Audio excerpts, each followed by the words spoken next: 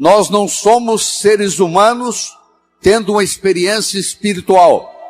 Somos sim seres espirituais tendo uma experiência humana. Não é à toa que nós nascemos chorando, porque nós sabemos a barra que nós vamos enfrentar na vida.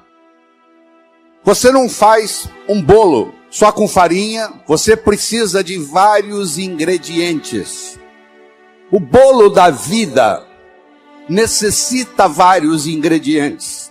O primeiro ingrediente, eu diria, é o respeito que você tem para com você mesmo. É o quanto você gosta de você. Ninguém pode ofertar o que não tem.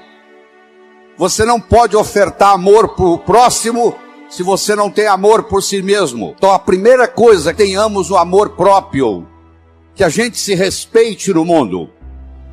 Isso chama-se autoestima. Isso chama-se autoimagem. E eu tenho uma boa notícia para você. Ninguém está condenado a ser quem sempre foi. Nós somos os únicos animais no planeta Terra que temos a habilidade de transcender.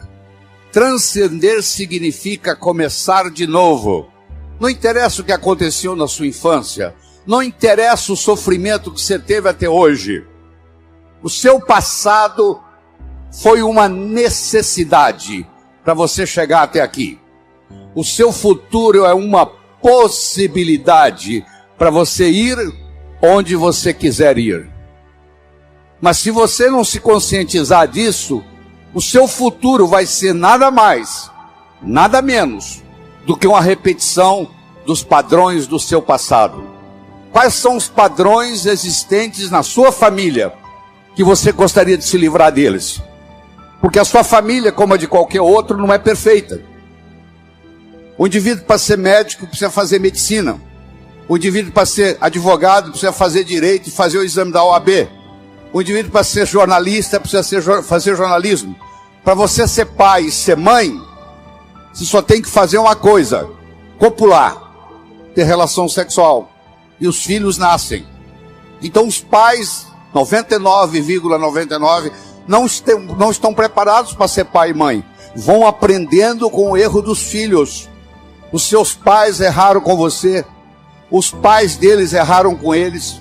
Você errou com seus filhos vão errar com seus netos. Isso faz parte da vida. Não precisa ficar com sentimento de culpa disso não, porque é assim que é. É assim que a vida funciona. A gente vai aprendendo com os erros. No segundo filho você já erra menos. No terceiro você erra menos. Se você parar e pensar aquilo que está fazendo de errado. O segundo ingrediente do bolo da vida é a comunicação. Na era da agricultura, mandava no mundo quem tinha terra. Na era industrial, passou a mandar no mundo quem tinha capital. Meus amigos, a moeda mudou. A moeda hoje chama-se conhecimento. Você é rico ou você é pobre em conhecimento. Mas conhecimento só tem validade quando aplicado, quando passado de um cérebro para outro.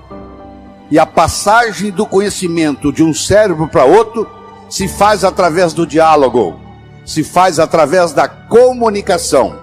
Comunicação se tornou essencial, tanto no sucesso pessoal quanto no sucesso profissional. E faz parte da natureza do espírito humano evoluir. Galgou uma montanha, que procura uma montanha mais alta. Você quer passar no vestibular, passou no vestibular, quer se formar, quer arrumar um emprego, quer ser promovido, quer montar sua própria empresa, e você vai galgando as coisas na vida. Isso faz parte. À medida que você sobe no escalão da vida, talvez o ingrediente mais importante seja o diálogo, seja a capacidade de se comunicar, seja a capacidade de se expressar, seja a capacidade de entender o outro. Então, se você me permite, eu vou apresentar para você um modelo de diálogo. Eu criei um modelo para isso.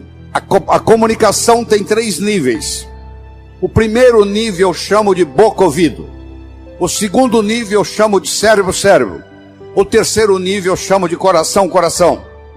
Boca, ouvido. Deixe-me primeiro fazer uma distinção para você. Ouvir e escutar não são sinônimos. Você ouve com o ouvido. Você escuta com o cérebro. Você já foi alguma vez num restaurante e pediu ao garçom para lhe trazer uma água com gás e ele lhe trouxe uma água sem gás? Ou você fez uma solicitação e ele lhe trouxe outra? Aquele garçom, naquele momento que ele recebeu o seu pedido, ele estava operando no nível 1. No nível 1 ninguém é promovido. No nível 1 você não conquista as pessoas. No nível 1 você não vai para frente na vida. Não interessa a nota que você tirou na escola, isso não faz diferença. Porque a escola lhe passa informação. A vida lhe exige competência de ação. O que cai na prova não cai na vida. Se você observar na sua cidade, você vai encontrar indivíduos que eram CDFs, que eram estudantes brilhantes, e hoje são pessoas que estão perdidas na vida. E você vai encontrar também pessoas que eram estudantes medíocres, e hoje são excelentes empresários, estão contribuindo para o bem-estar da comunidade. Por que isso? Porque esses segundos, eles sabem dialogar com o mundo, eles sabem dialogar com a sociedade, eles aprenderam, talvez até intuitivamente, o poder da comunicação. Boca, ouvido, modelo do nível 1. Deixa eu primeiro fazer uma afirmação. Nós só chegamos ao coração das pessoas passando pelo cérebro. Não tem outro caminho. É fácil você gostar de quem você gosta. Eu quero ver você gostar de quem você não gosta. Porque se você não gosta da pessoa, fica difícil chegar no coração. O caminho para você pode até... Você tem que entender a pessoa, entender a problemática dela, entender de onde ela está vindo, por que ela atua daquele jeito. Aí, finalmente, você aceita a pessoa e chega no coração. Quando você está operando no diálogo, no nível 1, não acontece nada. É o pai que está dando um sermão para o filho. E entra num ouvido e sai no outro. E o pai não percebe que ele vem falando isso há 5 anos e não funcionou nada. Pelo contrário, o filho até ficou rebelde de escutar o pai falar aquilo. E o pai não se dá conta que aquilo não é diálogo, que é um monólogo que ele está falando para o vento. Porque está entrando no ouvido e saindo no outro. Você deve conhecer um ditado popular que diz assim: a palavra convence, o exemplo arrasta. O melhor modo de você educar seu filho não é com sermão. Isso não é diálogo, isso é monólogo. O melhor modo de você educar seu filho é com exemplo, dando exemplos. Aí a água mole em pedra dura, tanto bate até que fura. Ele vai vendo o exemplo daquilo que você quer que ele seja, ele vai observando aquilo todo dia, chega uma hora, ele e ela incorpora na estrutura psicológica. Um pai de 45, uma mãe de 45, que conversa com um filho de 15, ela tem que entender que o filho de 15 nunca teve 45, e uma mãe de 45 já teve 15 anos. Então é função do pai, da mãe, descer ao nível do adolescente, para poder haver uma comunicação. No diálogo, na comunicação, nós temos que modificar um pouquinho aquela frase que você conhece, que não é da Bíblia, tá? Quando eu falar, você vai falar, isso está na Bíblia, não está não. A frase é assim: faça aos outros o que você gostaria que fosse feito a você. A verdade não é bem essa. Faça aos outros o que os outros gostariam que fosse feito a eles. Se eu convidar você para jantar na minha casa em São Paulo, eu não vou lhe servir o meu prato favorito. Pode ser que você nem coma. eu vou perguntar o que você gosta. Se eu quero agradar alguém num processo de diálogo, eu tenho que ver o que a outra pessoa quer ouvir. Eu vou começar por ali. E não o que eu quero passar. Está acontecendo com a gente. Eu quero mostrar o meu ponto de vista para você. Mas eu não me preocupo como que você vai receber esse ponto de vista. Aí sabe o que acontece? A natureza colocou um ouvido no mesmo nível do outro. Entra num ouvido e sai no outro. Aí não deixa de ser diálogo. Passa a ser monólogo. Porque não tem repercussão. Para esse diálogo se ocorrer, primeiro eu tenho que ter uma mensagem forte. Você só vai continuar me escutando se você estiver gostando da mensagem. Eu tenho que ter algo para poder passar para você. Essa é a mensagem. Segundo, nós temos que conversar de uma forma metafórica. Como é que Jesus ensinava? Jesus ensinava contando histórias. Como é que Jesus ia ensinar como é o mundo espiritual para quem está na terra? Sabe o que ele fazia? Ele fazia de uma forma metafórica. Ele contava parábolas. Ele contava histórias. Quando eu lhe conto uma história, você não pode dizer que você não concorda com ela. Eu estou lhe contando uma história. E dentro da história, eu coloco a ideia que eu quero passar para você. Era uma vez um navio de alta prioridade, porque carregava ouro. E de repente o motor desse navio enguiçou. E o dono do navio disse: para. Traga aqui o melhor mecânico da região. Eles trouxeram. Ele trabalhou um dia inteiro, não conseguiu consertar o motor. Ele disse: para. Traga aqui o melhor engenheiro mecânico do país mais próximo. Eles trouxeram. Ele trabalhou 2 dias, não conseguiu consertar o navio. Ele disse: para. Traga aqui de onde estiver, de helicóptero, quem montou essa máquina desse navio. E eles procuraram, encontraram e trouxeram ele e um assistente. E eles desceram no navio de helicóptero, foram até a casa de máquinas, escutaram o barulho da tubulação, tocaram nos tubos, e tinha uma válvulazinha vermelha num canto. E ele perguntou para o assistente dele: você tem um martelo? Tem, me empresta. Ele foi lá e pim! Ligue! Eles ligaram, tudo funcionou às mil maravilhas. Os 3 indivíduos que trabalharam, o primeiro que trabalhou um dia, o segundo que trabalhou 2 dias, e esse que deu a martelada na válvula, mandaram as suas respectivas contas. Quem trabalhou um dia, mandou uma conta de $100. Quem trabalhou 2 dias, mandou uma conta de $400, $200 por dia, porque ele havia trabalhado 2 dias e ele era mais sofisticado do que o outro. E quem deu a martelada mandou uma conta de $10.000. O dono do navio falou: eu vou pagar, porque ele consertou o meu navio, mas eu só pago com uma condição: que ele mostre como é que ele chegou à conclusão de me cobrar $10.000. E ele mandou um bilhete para o dono do navio: para dar a martelada, $1.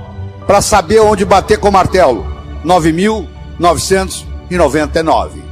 Você imagine que nós estamos almoçando e eu conto essa história para você. E você está pensando em me contratar para ser seu consultor na sua empresa. E você pergunta assim: doutor Laí, qual é a sua remuneração? E eu falo um preço elevado. Ao invés de você falar é caro, você vai pensar assim: esse cara sabe onde bater com o martelo. Eu preparei o seu cérebro para escutar o meu diálogo com você. Através de quê? Através de uma história. A pessoa que sabe dialogar, ela conversa metaforicamente. Terceira coisa importante no diálogo é uma linguagem apropriada. Você já foi a um médico e o médico começa a usar aquela terminologia médica que só ele entende. E aí você volta e a sua família te pergunta: e aí, o que você tem? O que o médico falou? Ah, não entendi o que o médico falou. Esse médico não tem nada de inteligente. E outra coisa importante é a percepção. Uma coisa é o que você está passando, A outra coisa é que o outro está captando. Ah, você é um vendedor? Sou. Você é um bom vendedor? Ótimo vendedor. E aí, você tem vendido bem? Não, tem vendido muito mal. Então você não é um bom vendedor. Talvez a sua linguagem não está sendo apropriada, talvez a sua mensagem não está sendo forte o bastante, talvez você não esteja fazendo uso dos recursos, da metáfora, das histórias. Quando você trabalha esse fenômeno do diálogo desse jeito, quando você termina, a pessoa se sente convidada a participar das suas ideias. O filho, quando um pai sabe ter um diálogo com ele, quando termina o diálogo, o filho se sente convidado a experimentar o que o pai está falando para ver se dá certo. É um convite que ele recebe. Na vida, nós somos julgados por 4 coisas. 4 coisas. Nós somos julgados por aquilo que fazemos. Você pode marcar no seu relógio. Você encontra um estranho na festa. Nos próximos 5 minutos, ele vai perguntar para você assim: o que é que você faz na vida? A que é que você se dedica? Eu posso ter 2 pedreiros, um trabalhando ao lado do outro. Eu chego perto do primeiro pedreiro e pergunto: o que é que você faz na vida? Ele fala: eu sou pedreiro. Eu coloco um tijolo em cima do outro. Eu chego perto do segundo pedreiro que está ao lado dele e pergunto: o que você faz na vida? Eu sou pedreiro. Eu estou construindo o Maracanã, o maior estádio de futebol do mundo, que vai ficar aqui para a posteridade. Quero que você saiba que os 2 fazem a mesma coisa. Só que esse segundo pedreiro, ele não vai ser pedreiro muito tempo, não. Logo, logo ele vai ser construtor, porque ele não está colocando um tijolo em cima do outro. Ele está construindo Maracanã. Quando alguém lhe pergunta: o que você faz na vida? Você tem que responder de um modo que agregue valor à sua contribuição para o mundo. Então, você quer melhorar seu poder de diálogo? Você tem que definir a sua contribuição no universo de uma forma que agregue valor. Segundo, você é julgado pela sua aparência. Não é estar bem vestido, não. Estar adequadamente vestido para a ocasião. Você não quer ir num médico que está de camiseta. Você quer ir num médico que esteja de branco, de preferência com estetoscópio no pescoço. O branco tem um arquétipo de cura. Terceiro, você é julgado pelo que você diz. Enquanto você não disse nada, ninguém sabe se você é inteligente ou deixa de ser. No momento que você falou e falou besteira, não tem jeito de você voltar atrás. Então muitas vezes você tem que morder a língua e finalmente ser julgado, não só pelo que você diz, mas como você diz o que você diz. Eu poderia trazer alguém aqui que falasse exatamente o que eu estou falando. A apresentação poderia ser muito melhor ou muito pior. Porque não é só o que eu estou falando que conta, é como eu estou falando o que eu estou falando. E nessa parte do diálogo, de como dizemos o que dizemos, vem o modelo que eu estou discutindo com você, que tem o nível 1, que não acontece nada, que você está perdendo tempo, que é o boca-ouvido, é o que você pede o garçom uma água com gás, ele traz uma água sem gás, porque entrou num ouvido e saiu no outro. E muitas pessoas trabalham nesse nível e não vão para frente na vida, porque comunicação é essencial.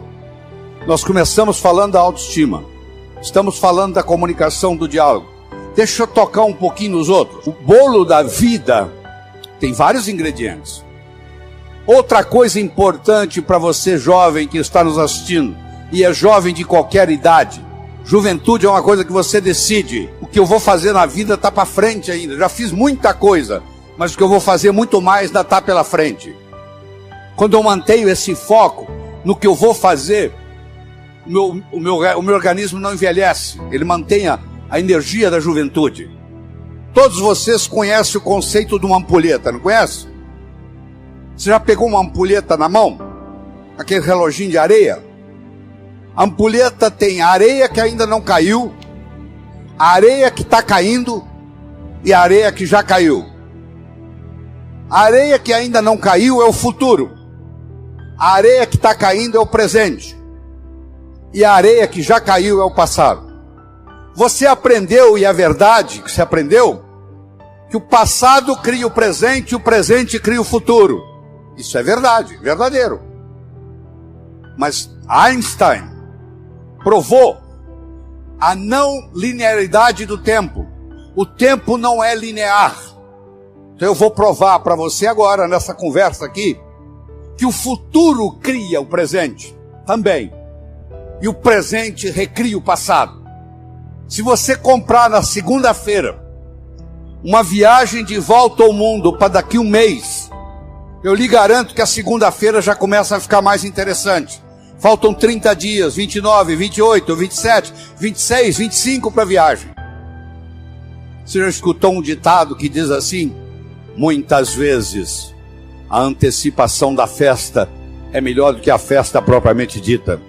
Lembra aquela ceia de Natal que você preparou na sua casa com todo carinho, que você levou meses preparando, e na hora da ceia os dois cunhados começaram a discutir e estragou a noite?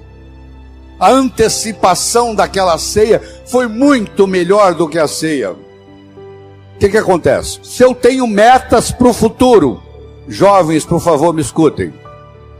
Se você tem metas para o futuro, o seu presente fica mais interessante, porque você vai viajar daqui 30 dias, daqui 29, daqui 28. Se você não tem perspectiva de futuro, aí a droga te domina. Todo drogado que eu conheci, que eu tratei, que eu cuidei como médico, todo drogado perdeu a perspectiva do futuro. Ele não tem a noção do amanhã. Ele acha que só existe hoje. Quem só acha que existe hoje não vai se preocupar o que a cocaína, a maconha, a heroína vai fazer no corpo, porque perdeu perspectiva de futuro. Então eu espero que você entenda que o futuro cria o presente. Eu vou provar para você agora que o presente recria o passado. Chegou uma senhora e disse: doutor Laí, eu estou aqui porque eu estou num processo de divórcio e fiquei sabendo que o seu curso fortalece o emocional, eu vim aqui fazê-lo. Deixa eu lhe contar a minha história. Eu sou casada há mais de 25 anos, eu e meu marido decidimos, por opção, não ter filhos. Ele trabalha numa multinacional, eu trabalho noutra. Ele sai de segunda a sexta para viajar pela multinacional. E eu saio de segunda a sexta para viajar pela minha multinacional. Sexta-feira à noite nós nos reuníamos, íamos para um sítio e nós passávamos sexta-noite, sábado, domingo, voltávamos segunda de manhã. A minha tia que me criou veio nos visitar. Eu levei-a para passar o final de semana no sítio e morreu. E eu nunca mais tive coragem de ir lá. O meu marido não abre mão, ele viaja durante a semana e sexta-feira ele vai para o sítio. Eu não vejo ele durante a semana, não vejo ele no final de semana. Nós fomos distanciando, estamos num processo de divórcio. Eu perguntei para ela assim: mas por que a senhora não vai no sítio? Falou: porque a minha tia morreu lá. Eu falei: mas justamente por isso. A sua tia saiu lá para te dar esse presente, para morrer no sítio, para mostrar para você o quanto que ela gostava de você. Isso tem uma simbologia.